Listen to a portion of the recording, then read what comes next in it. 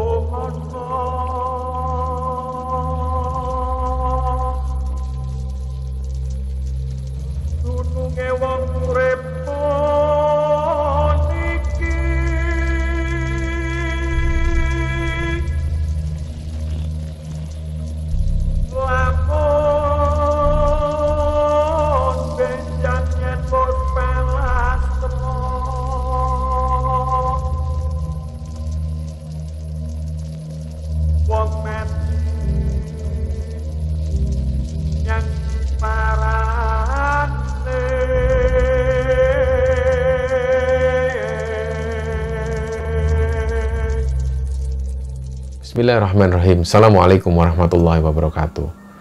Sobat Kembara Sunyi dimanapun berada, pada kesempatan kali ini kami akan bercerita tentang sebuah kisah kiriman yang dikirim oleh Sobat Kembara yang bernama Damar, yang asalnya dari Trenggalek, Jawa Timur.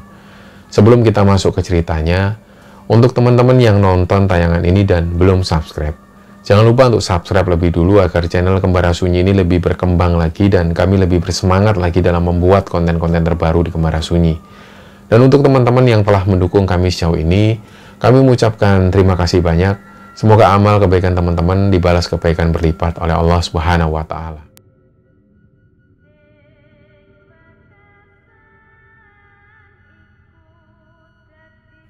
Ya, untuk cerita kali ini, pengirim ceritanya dari Sobat Kembara yang namanya Damar. Jadi Damar ini asalnya dari Trenggalek, Jawa Timur. Nah, kebetulan kami sendiri, terutama saya, pernah mengunjungi salah satu desa di Trenggalek. Waktu itu di tahun 2019 kalau nggak salah. Dan di situ kami akhirnya tahu ada satu desa di sana yang benar-benar terpencil. Jadi untuk menuju ke desa itu kami harus melewati hutan-hutan pinus dan sepi sekali. Padahal pada waktu itu sudah tahun 2019. Nah, di cerita ini, Damar ini menceritakan pengalaman atau satu tragedi yang pernah dialami oleh si Damar dan juga keluarganya di sekitaran tahun 90-an.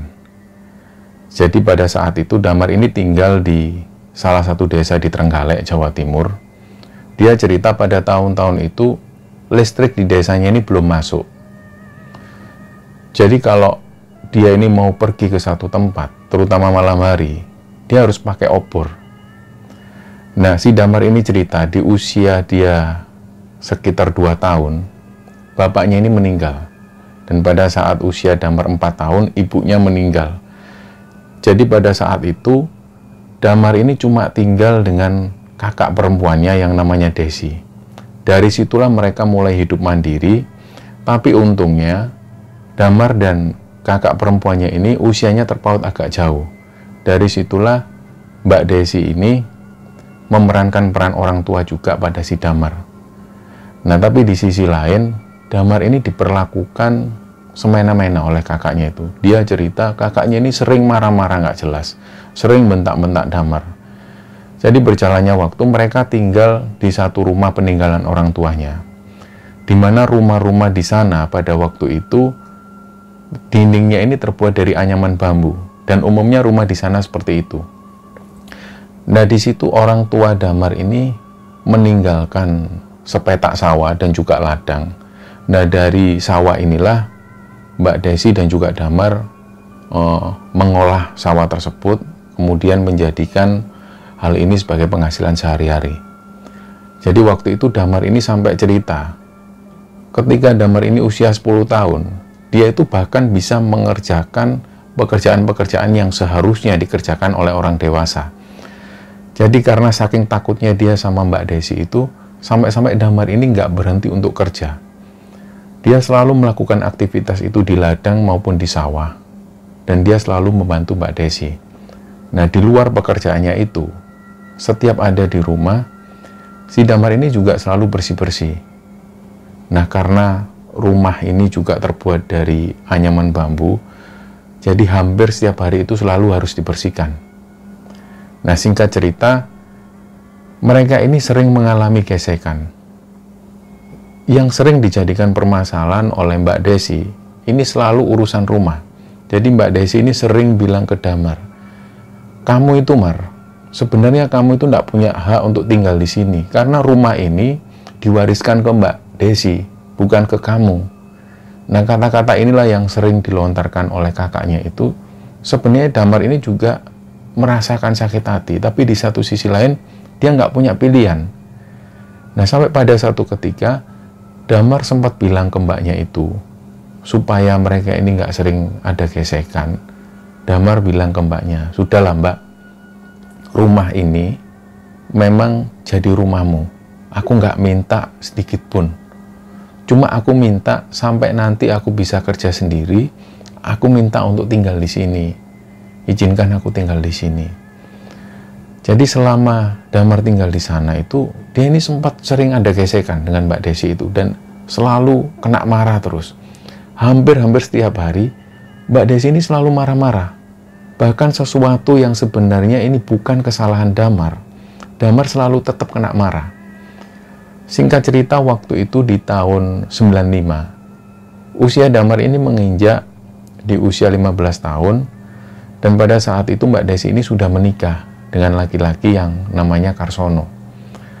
Jadi mereka tinggal di sana, dan pada saat bersamaan di tahun yang sama itu Mbak Desi ini hamil. Nah, dari situ Damar ini ikut senang. Tapi ketika Mbak Desi itu hamil, itu juga nggak mengurangi setiap hari Mbak Desi ini marah-marah. Jadi meskipun hamil, Mbak Desi ini tetap marah-marah ke Damar. Dia bahkan lebih sering bentak-bentak Damar. Sampai pada satu ketika, si Mbak Desi ini melahirkan anaknya, dan karena di sana itu masih jarang rumah sakit, kalaupun ada itu jaraknya jauh sekali, apalagi transportasi itu juga susah. Jadi mereka lebih memilih ke dukun-dukun bersalin yang ada di sana. Nah, singkat cerita, Mbak Desi ini melahirkan dan ternyata anaknya meninggal. Nah, setelah itu kondisi Mbak Desi ini semakin temperamen. Bahkan hampir setiap hari Damar ini selalu kena marah, dan sampai-sampai itu Damar ini sempat ada rasa nggak kerasan tinggal di rumah itu. Nah, setelah kejadian itu, Mbak Desi ini punya keinginan untuk punya anak lagi.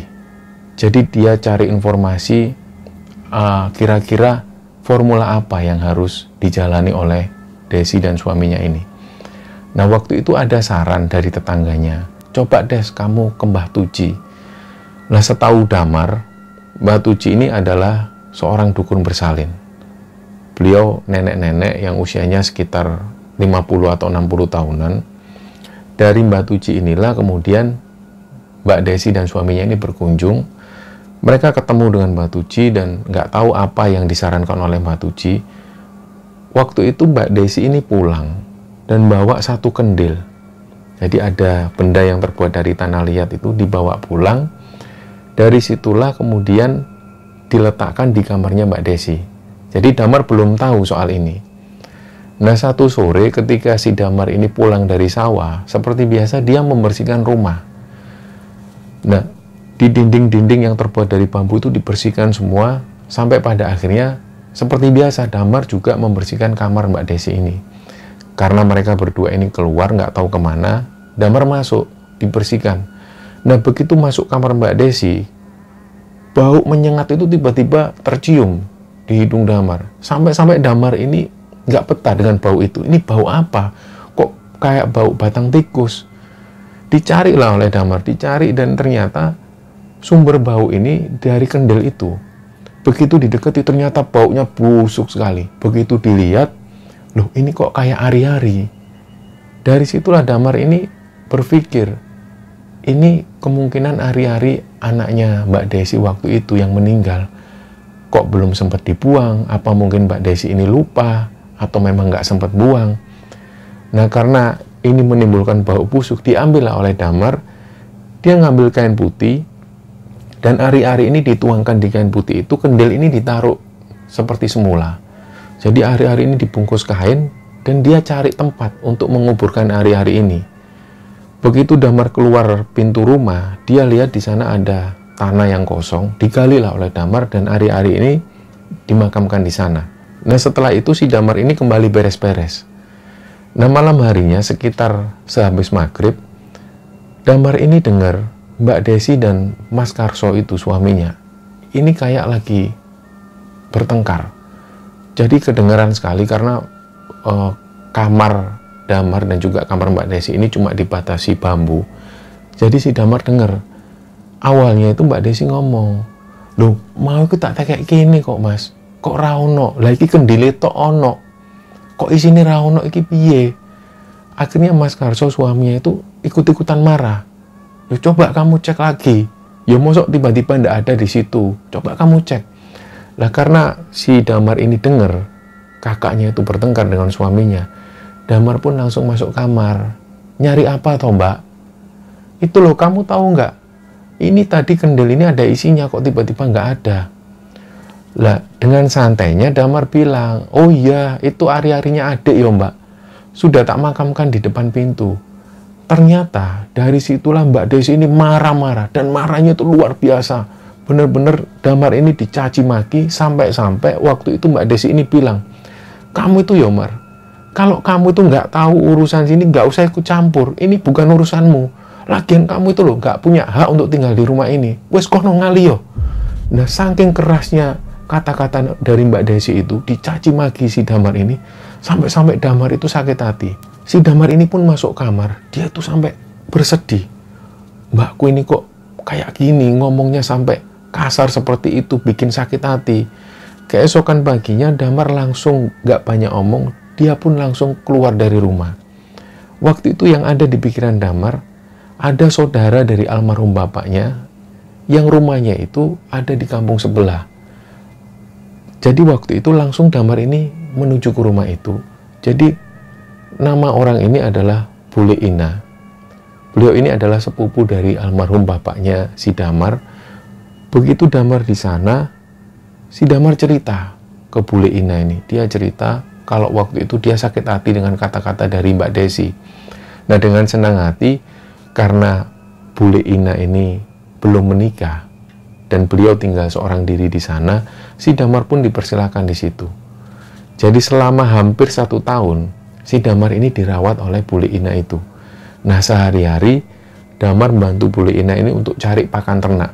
Jadi Bule Ina di sana ini punya ternak kambing banyak sekali, dan juga ada juga sapi, dan beliau itu juga punya ladang. Jadi Damar ini bantu-bantu ngarit istilahnya. Dia hampir tiap pagi dan sore cari pakan untuk kambing-kambingnya itu. Nah, sekitar 1 tahun tinggal di rumah Bule Ina, si Damar ini dengar-dengar kabar kalau Mbak Desi ini sudah hamil lagi. Nah, karena Damar ini gimana pun juga tetap ikut seneng, karena dia mau punya ponakan lagi. Meskipun dalam hati kecilnya Damar ini tetap ada perasaan marah, ada perasaan jengkel sama si Mbak Desi. Tapi ketika dia dengar bahwa si mbaknya ini sudah hamil, dia ikut seneng. Nah sore itu setelah Damar ini cari pakan ternak, dia pun pamit ke Bule Ina untuk menuju ke rumah kakaknya. Begitu datang di sana, ternyata Mbak Desi ini bilang, "Lapo kowe mrene, Mar? Kamu ngapain ke sini? Kamu sudah diusir sama Bule Ina." Lah si Damar bilang, "Yo ndak Mbak, aku tadi itu dengar dari tetangga-tetangga kalau Mbak Desi ini hamil. Apa bener toh Mbak?" Lah Mbak Desi bilang, "Ya aku hamil sudah 2 minggu. Emang kenapa?" "Oh ya ndak Mbak, aku ikut seneng soalnya Mbak Desi ini hamil. Dijaga ya Mbak kesehatannya." Ternyata Mbak Desi ini jawabannya nggak menyenangkan. Waktu itu Mbak Desi bilang, "Yo kamu ngapain sih ngomongin orang tua? Aku kan bisa ngurus diriku sendiri." Nah dari situ Damar ini akhirnya diem. Nggak lama setelah itu Mbak Desi ini bilang, "Mar, kamu coba bilang ke Bule Ina. Dia itu kan kambingnya banyak. Mbok ya pas aku lahiran aku dikasih kambing 1. Nah ternyata Damar ini karena dia merasa di sana ini cuma bantu-bantu Bule Ina. Dia nggak punya hak penuh. Dia pun bilang ke mbaknya itu, "Lah aku ini loh cuma bantu-bantu ngarit Mbak. Aku juga nggak berani ngomong ke Bule Ina." Akhirnya Mbak Desi ini bilang lagi, "Ya wis, kalau kamu nggak mau ngasih kambing, kambing itu nggak ada di sini, kamu nggak usah nganggap aku Mbak. Wis kamu pulang sana." Jadi sekali lagi Damar ini diusir. Sambil dia berjalan menuju rumah Bule Ina, Damar ini sempat mikir, ini gimana ya? Ngomong nggak ya ke Bule Ina ya? Kalau nggak ngomong, nanti mbakku nggak dikasih kambing. Aku nggak dianggap adik sama mbakku. Tapi kalau ngomong ke Bule Ina, aku juga nggak enak. Kan di sana aku ini cuma bantu ngarit. Nah begitu sampai di sana, Damar ini juga ragu-ragu ngomong nggak ya?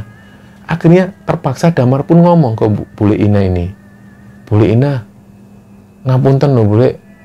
Itu loh saya tadi dari rumahnya Mbak Desi. Mbak Desi itu bilang kalau dia ini pengen dikasih kambing sama Bule Ina waktu pas lahiran anaknya." Lah ternyata tanggapan Bule Ina ini ternyata seneng. "Oh ya wis nggak apa-apa. Ambil no sana 1. Ambilkan 1 nanti kita buatkan kandang sendiri Mar.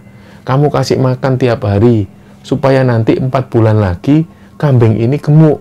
Nanti bisa kamu antar ke sana." Nah dari situ Damar ini juga kaget. Oh ternyata Bule Ina ini tanggapannya positif. Responnya juga menyenangkan. Lah keesokan harinya langsunglah kambing ini diambil 1, dibuatkan kandang, dan dikasih makan secara rutin. Supaya harapannya 4 bulan ke depan, kambing ini bisa gemuk dan bisa diantar ke rumah Mbak Desi. Dan setelah itu, kambing ini biar bisa dipelihara oleh Mbak Desi sampai kelahiran anaknya. Nah singkat cerita setelah 4 bulan, Bule Ina ini nyuruh Damar untuk ngantar kambingnya ke rumah Mbak Desi. Diantarlah dengan senang hati Damar ke sana. Begitu sampai di sana, di depan rumah Mbak Desi, kambing pun ditancapkan dengan kayu, diikat secara kuat. Setelah itu Damar masuk ke rumah Mbak Desi. Nah begitu masuk di sana, ternyata Mbak Desi dan suaminya Mas Karsono ini nggak ada di rumah. Tapi di situ ada mertuanya Mbak Desi. Akhirnya Damar tanya, "Loh Mbak Desi kemana Pak?" Lah bapak mertuanya ini bilang, "Loh mbakmu hari ini lahiran Le. Di sana loh, di rumahnya Mbah Tuji. Kalau kamu pengen lihat ya kamu ke sana." "Oh iya ya Pak, kalau gitu saya ke sana aja." Lah Damar pun langsung menuju ke rumahnya Mbah Tuji. Tapi dalam perjalanan itu, Damar ini sempat berpikir, ini kan baru 4 bulan. Kok Mbak Desi sudah lahiran? Dia ini juga heran. Tapi karena dia juga penasaran, akhirnya dia pun menuju ke rumah Mbah Tuji. Begitu sampai di sana, si Damar ngelihat Mas Karso itu, suami Mbak Desi ini, berdiri di depan rumahnya Mbah Tuji. Tapi dia ini nggak masuk. Sedangkan rumah Mbah Tuji ini masih tertutup rapat. Nah begitu Damar di sana tanya, "Loh Mbak Desi mana Thomas?" "Oh masih di dalam." "Loh apa bayinya sudah lahir?" Si Damar tanya. Akhirnya Mas Karso ini jawab, "Sudah kayaknya. Tapi belum boleh masuk Mar. Tadi katanya Mbak Tuji nggak boleh masuk dulu sebelum Mbak Tuji ini buka pintu." Lah mau nggak mau akhirnya Damar pun nunggu di situ. Begitu nggak lama nunggu, Damar ini penasaran. Kok lama banget sih, katanya bayinya sudah lahir tapi kok belum keluar-keluar. Lah Damar pun iseng, dia menuju ke belakang. Karena rumah ini terbuat dari anyaman bambu, masih ada celah-celah yang untuk ngintip ke arah dalam. Akhirnya Damar ini pun ngintip dari celah-celah bambu itu, dilihat Mbak Desi ini tertidur di atas ranjang bambu. Dan di samping Mbak Desi itu ada Mbak Tuji. Nah, inilah yang membuat waktu itu Damar ini agak takut. Karena di depan Mbak Tuji persis, dia itu ngelihat ada sosok bayi. Bayi ini ukurannya kecil sekali. Tapi yang membuat Damar ini benar-benar takut, karena bayi ini berdiri. Dan wajahnya itu nggak seperti bayi manusia. Jadi wajahnya dan tubuhnya itu warnanya merah kehitam-hitaman. Dan di bagian wajahnya itu seperti ada sisi-sisi hitam. Nah, disitulah Damar itu dengan kagetnya, tapi dengan rasa penasaran, dia ngeliat terus, dia ngintip terus. Nah, si dukun ini, si Mbah Tuji ini, kayak membisikkan sesuatu di bayi ini. Jadi bayi ini berdiri, kayak bener-bener bayi ini sudah bisa berdiri, padahal bayi ini baru lahir. Damar itu memperhatikan persis sosok bayi ini seperti apa. Begitu Damar ini ngeliat terus, si Mbah Tuji ini membisikkan sesuatu, dan gak lama kemudian bayi ini noleh ke arah Damar. Disitulah Damar ini semakin takut karena dia ngelihat sosok bayi ini, matanya itu putih, dan giginya itu taring semua. Jadi Damar itu heran, ini bayi atau makhluk apa?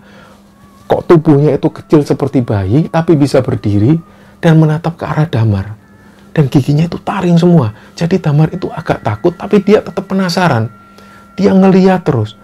Nggak lama kemudian, si sosok bayi ini ngeliat lagi ke arah Mbak Tuji itu tadi. Dan Mbak Tuji masih terus ngomong sesuatu di telinga sosok bayi ini. Nah, karena Damar ini sudah nggak tahan dengan pemandangan itu, dia pun mundur pelan, kembali ke Mas Karso tadi. Tapi dia nggak ngomong apa-apa. Dia tetap diam. Sekitar 10 menit kemudian, barulah Mbak Tuji ini buka pintu. Grek.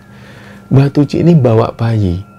Nah, keanehan kedua yang dilihat oleh Damar, bayi ini kan seharusnya seperti umumnya di desa ketika ada bayi yang baru lahir, seharusnya bayi ini dibedong dengan kain batik atau kain sewek.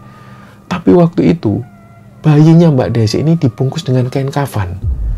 Nah, begitu Mas Karso ini mendekat, dilihatlah bayi itu, dan Damar pun penasaran, dia juga mendekat. Dilihat, ternyata bayinya ini normal, seperti bayi pada umumnya. Jadi Damar ini bertanya-tanya lagi, kok bayi ini nggak kayak yang tak lihat tadi? Apa mungkin tadi ini aku cuma berhalusinasi, atau mungkin aku salah lihat? Ah, ya sudahlah, mudah-mudahan nggak ada apa-apa aja lah. Jadi setelah proses persalinan itu, mereka pun langsung kembali ke rumah Mbak Desi. Dan si Damar ini sempat mampir ke rumah Mbak Desi, dia duduk-duduk di sana sebentar, nggak lama kemudian ada tetangga-tetangga yang datang untuk jenguk bayi. Nah, setelah itu, Mbak Desi bilang ke Damar, Mar, kalau Bu Ina mau jenguk ke sini, nggak apa-apa malam ini, mumpung aku nggak capek. Nah, Damar pun ikut senang. Akhirnya Mbak Desi ini mengizinkan Bu Ina berkunjung ke rumahnya. Nah, dari situlah langsung Damar pamit pulang menuju ke rumah Bu Ina. Begitu sampai di sana, Damar pun menjelaskan, Bule, Mbak Desi sudah nunggu. Kalau Bu Ina mau jenguk ke sana, malam ini nggak apa-apa, boleh. Oh ya sudah Mar, nanti habis isaan aja. Ya sudah Bule. Nah, setelah habis isak, ternyata Bule Ina ini agak nggak enak badan. Badannya meriang dan ngerasa dingin banget.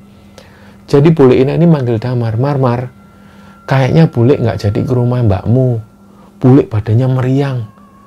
Di luar itu kan cuacanya dingin, Bule malah takut nanti tambah sakit.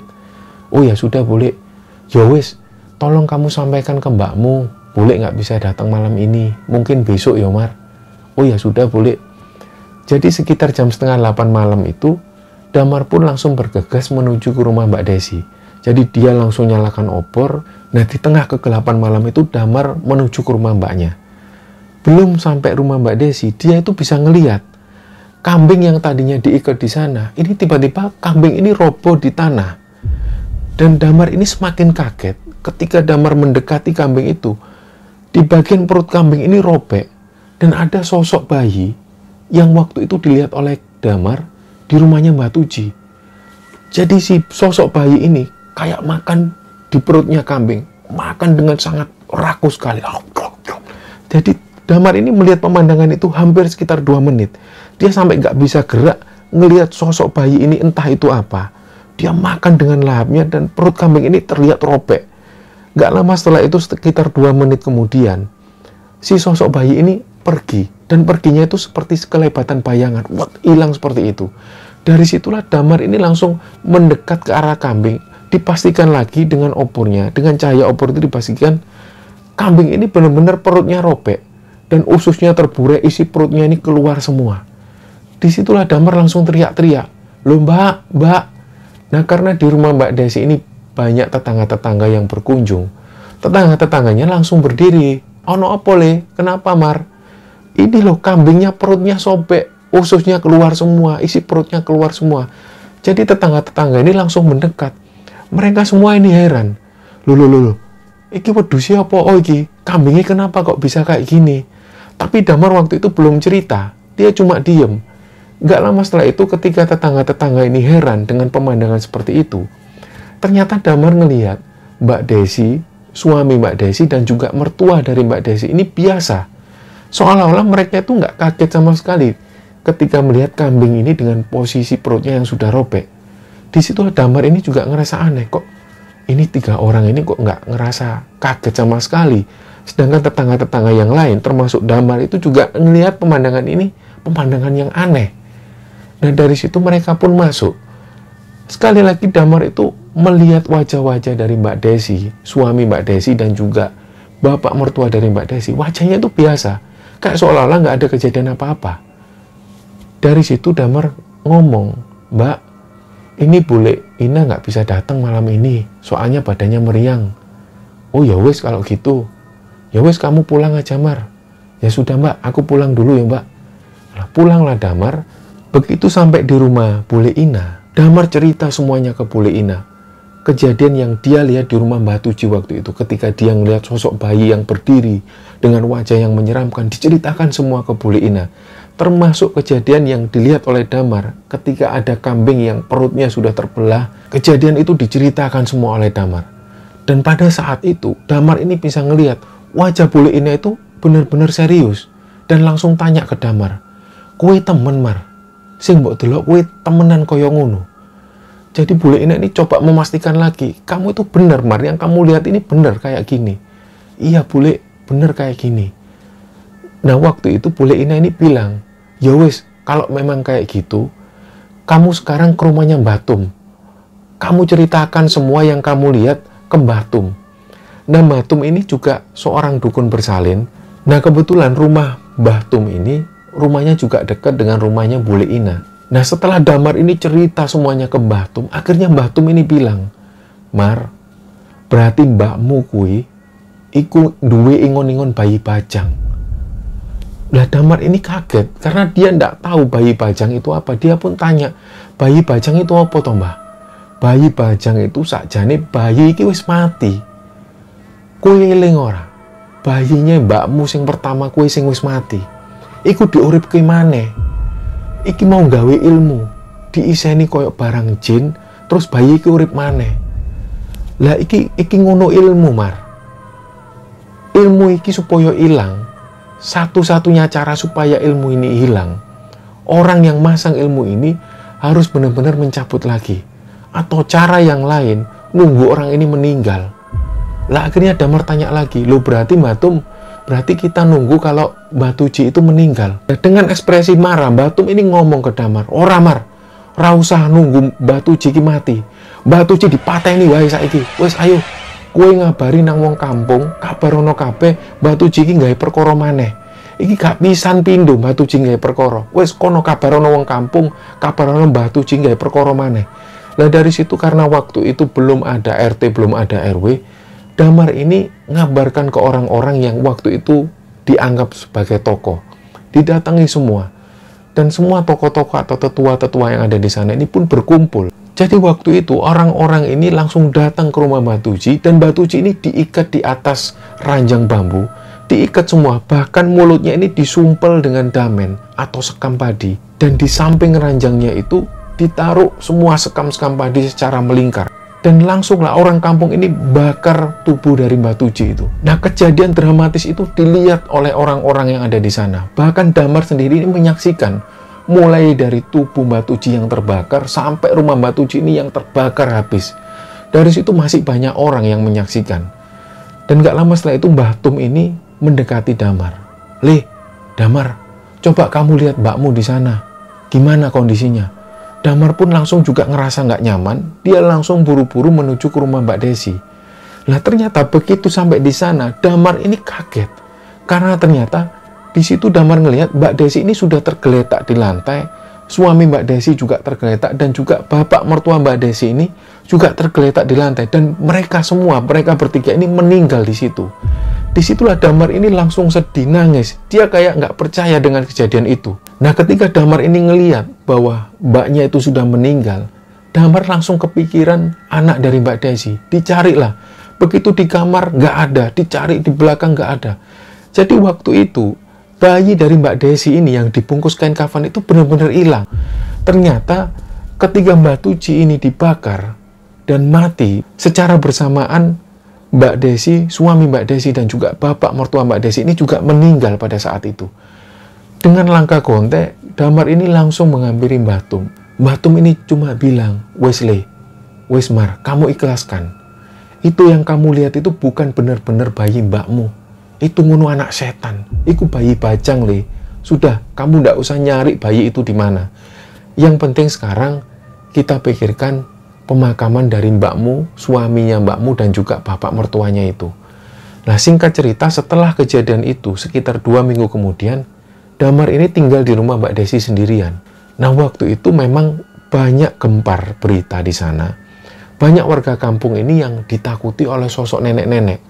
Sosok nenek-nenek ini wajahnya itu mengelupas. Nah banyak warga kampung di sana ini yang meyakini bahwa sosok ini adalah sosok Mbah Tuji. Jadi malam itu Damar ini berdiam diri. Dia sempat berpikir, kenapa nggak waktu itu aku ikut membakar tubuhnya Mbah Tuji? Karena Damar ini sebenarnya ikut marah. Kalau memang resikonya seperti ini, bisa mengorbankan mbakku sendiri dan juga keluarga dari mbakku, lebih baik waktu itu aku juga ikut bakar tubuhnya Mbah Tuji. Dia ini nyesal. Jadi Damar ini pada waktu itu masih dendam. Nah pas waktu Damar ini diam seperti itu, memikirkan hal itu, tiba-tiba di arah belakang itu dia dengar ada suara perempuan tua yang batuk. Nah batuknya ini nggak biasa. Nah karena Damar ini penasaran, dia pun langsung coba menuju ke belakang. Nah Damar ini melangkah pelan. Sementara suara ini terus terdengar. Begitu Damar mau mendekat ke arah suara itu, tiba-tiba suara ini berhenti. Dan tiba-tiba dia ini ngomong, "Kuburin aku, kolong kuburin aku, kuburin aku." Ini suara Mbah Tuji, suara Mbah Tuji. Dan ketika Damar ini ketakutan, dia pun lari keluar rumah menuju ke rumahnya Bule Ina. Begitu sampai di sana diceritakan semualah. Ketika Damar ini cerita, Bule Ina ini juga bingung. Dan Bule Ina cuma jawab, "Lah gimana mau dikubur Mar? Wong jasadnya itu sudah jadi abu semua. Kamu memang dengar suara kayak gitu?" "Iya Bule, suaranya minta tolong Bule. Itu suaranya Mbah Tuji Bule." Karena Damar ini sudah terlanjur takut, dia nggak berani lagi tidur di rumahnya Mbak Desi. Jadi malam selanjutnya, Damar ini memutuskan tidur di rumah Bule Ina. Malam itu sebelum Damar tidur, ada tetangga-tetangga yang kebetulan nongkrong di sana. Seperti biasa, seperti layaknya bapak-bapak yang ada di desa, mereka ini biasa ngerokok tingwe atau lenteng dewe dari tembakau. Dan waktu itu Damar juga ikut ngerokok. Nah sambil mereka ini ngerokok santai, nggak lama kemudian tiba-tiba mereka semua ini dengar ada suara orang yang batuk, tapi batuknya ini nggak wajar. Persis seperti yang didengar Damar pada saat di rumahnya Mbak Desi. Jadi mereka semua yang ada di sana ini langsung diam. "Wis Mar, ra usah wedi, iku Mbah Tuji." Jadi orang-orang ini kayak terbiasa. Nah suara ini masih terus terdengar dan nggak lama kemudian mereka semua yang ada di sana ini ngelihat wujud dari Mbah Tuji. Tiba-tiba wujud Mbah Tuji ini ada di depan mereka. Sosok Mbah Tuji ini sempat ngomong ke mereka semua, "Hei, kuburin aku, kuburin aku." Nah karena suasana panik seperti itu, akhirnya Bule Ina ini ngomong ke Damar, Mar, celuan Mbah Tum, celuan Mbah Tum." Jadi Damar ini disuruh manggil Mbah Tum. Damar pun lari dengan terburu-buru menuju ke rumahnya Mbah Tum. Gak lama setelah itu Mbah Tum ini pun datang ke sana, dan sosok dari Mbah Tuji ini sudah nggak ada lagi. Ternyata nggak lama setelah itu sosok Mbah Tuji ini hadir lagi wujudnya. Mbah Tum itu bawa air dalam kendi, disiramkanlah air itu ke arah Mbah Tuji. Ketika Mbah Tum ini menyiramkan air itu ke Mbah Tuji, Mbah Tum itu sambil ngomong sesuatu yang waktu itu mereka ini dengar samar-samar. Intinya Mbah Tum itu bilang, kowe iku duwe ilmu rambo manfaatno sing bermanfaat. Rambok gunakno gawe nolong uwong, malah mbok gawe ganyeng sarakno uwong. Kowe iku kurang ajar ancane Tuji. Begitu air ini disiramkan, wujud dari Mbah Tuji itu tiba-tiba terbakar. Nah setelah itulah baru Mbah Tum ini bisa duduk dengan tenang. Gak lama setelah itu barulah Mbah Tum ini cerita. Nah ternyata Mbah Tuji itu adalah saudara kandung dari Mbah Tum. Mereka sebenarnya mewarisi ilmu ini dari orang tua mereka dulu.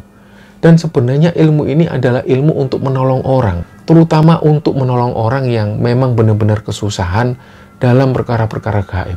Nah dalam perjalanannya, Mbah Tuji ini agak menyimpang. Beliau ini mempelajari ilmu-ilmu yang nyeleneh. Dan sampai pada satu ketika, Mbah Tum ini ngomong ke Mbah Tuji, "Wes Ji, nek ngene caramu, kowe ra usah urip ning kene, urip ngado teko kampung iki." Lah inilah akar permasalahan pertama kali permusuhan antara Mbah Tum dengan Mbah Tuji. Jadi sebenarnya Mbah Tum ini dari awal tahu bahwa Mbah Tuji ini melakukan ilmu-ilmu nyeleneh semacam itu. Dan kejadian yang dialami oleh Mbak Desi, kakak dari Damar itu sebenarnya bukan yang pertama kali. Sebelum-sebelumnya, ketika Damar belum lahir di sana, Mbah Tuji ini sudah sering membuat perkara seperti itu. Dan sampai pada akhirnya, masyarakat yang ada di sana, warga yang ada di sana, akhirnya geram dengan kelakuan dari Mbah Tuji. Nah, selain daripada itu, Mbah Tum pun cerita. Dia ini sempat tanya ke Damar, "Le, sak durunge iki, sebelum ini, apa kamu pernah lihat ada kendil di rumahnya mbakmu?" Lah Damar ingat, "Oh nggih Mbah, ada Mbah. Kendilnya itu baunya busuk, ternyata isinya ari-ari." Nah itulah sarananya mbakmu supaya mbakmu ini ngelakoni bayi bajang itu. Jadi ternyata Mbak Desi ketika datang ke rumah Mbak Tuji ini menyerahkan ari-ari diletakkan dalam kendil. Jadi ketika setiap malam Mbak Desi ini harus mengiris ari-ari itu seukuran kuku tangan, dan ari-ari ini pun harus dimakan. Tapi sebelum dimakan, ketika dalam mulut, semua mantra ini diucapkan. Dan keinginan-keinginan dari Mbak Desi ini, atau orang yang punya keinginan itu harus diucapkan. Seperti dia pengen punya anak laki-laki atau perempuan. Setelah semua diucapkan, mantra-mantra sudah diucapkan, barulah potongan ari-ari ini ditelan. Nah, hal itu harus dilakukan hampir setiap hari. Makanya ketika ari-ari ini dikubur oleh Damar, Mbak Desi itu marah besar. Dan kejadian yang dilihat Damar, pada saat dia melihat sosok bayi kecil ini adalah bayi bajang itu sendiri. Nah, dengan cerita dari Mbah Tum itu, akhirnya Damar ini tahu semua bahwa ternyata yang dilihat selama ini adalah ritual-ritual yang dilakukan oleh Mbak Desi. Dan ini adalah ritual sesat bayi bajang. Nah, bertahun-tahun kemudian, sampai pada akhirnya Damar ini menikah dan berkeluarga. Dan singkat cerita, sampai hari ini, Damar pun masih tinggal di desa tersebut di Trenggalek, Jawa Timur. Nah, cerita inilah yang dibagikan oleh Damar kepada Kembara Sunyi. Kami mengucapkan terima kasih kepada Damar yang telah membagikan cerita ini kepada Kembara Sunyi. Semoga kisah ini bisa diambil hikmah dan bisa diambil pelajaran oleh teman-teman semua. Mohon maaf kalau ada salah-salah kata. Wassalamualaikum warahmatullahi wabarakatuh.